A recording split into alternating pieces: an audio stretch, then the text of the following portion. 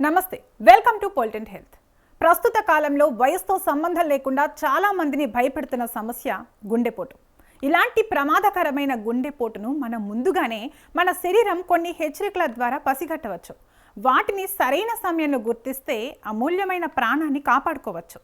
ఈరోజు వీడియోలో గుండెపోటు ముందస్తు సూచనలు ఏమిటి, అత్యవసర సమయంలో ఏం చేయాలి అనే విషయాలను వివరంగా తెలుసుకుందాం. గుండెకు రక్తాన్ని తీసుకెళ్లే ధమనుల్లో అడ్డంకులు ఏర్పడినప్పుడు గుండెపోటు వస్తుంది. దీని ప్రధాన లక్షణాలు ఏమంటే రొమ్ము లేదా గుండె వద్ద నొప్పి లేదా బరువుగా ఉండటం. గుండె వద్ద తీవ్రమైన నొప్పి రావడమే కాకుండా ఛాతీపై ఎవరో పెద్ద బరువు పెట్టినట్లు అనిపించడం లేదా పిండేస్తున్నట్లు అనిపించడం గుండెపోటుకి మొదటి మరియు అతి ముఖ్యమైన సూచన. గుండెపోటును ముందుగానే సూచించే మరో లక్షణం నొప్పి వేరే భాగాలకు పాకడం. ఈ నొప్పి కేవలం ఛాతీకే పరిమితం కాదు, ఎడమ చేయి, భుజాలు, మెడ, దవడ లేదా వెన్ను భాగానికి కూడా వ్యాపిస్తుంది. అలాగే ఆయాసం లేదా శ్వాస తీసుకోవడంలో ఇబ్బంది వస్తుంది. ఎటువంటి శ్రమ లేకపోయినా ఊరికే కూర్చున్నప్పుడు కూడా శ్వాస ఆడకపోవడం లేదా ఆయాసంగా అనిపించడం కనిపిస్తుంది. ఇలాంటప్పుడు అలర్ట్ అవ్వాలి.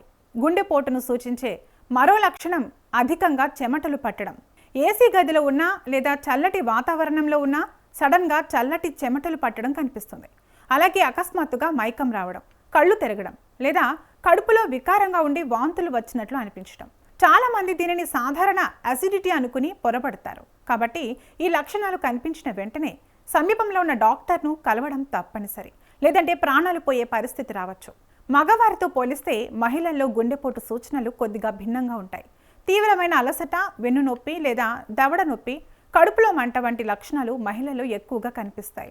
వీటిని సాధారణ అలసట అని నిర్లక్ష్యం చేయకూడదు. ఒకవేళ మీ ఇంట్లో లేదా మీ చుట్టుపక్కల ఎవరికైనా ఈ లక్షణాలు కనిపిస్తే అత్యవసర సమయంలో 108 అంబులెన్స్కు కాల్ చేయాలి. ఈ క్షణాల వ్యవధి చాలా ముఖ్యం. ఏమాత్రం ఆలస్యం చేయకుండా వెంటనే అంబులెన్స్ని పిలవాలి.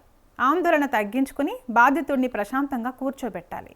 మెడ వద్ద లేదా నడుము వద్ద బిగుతుగా ఉన్న దుస్తులను తీసివేయాలి.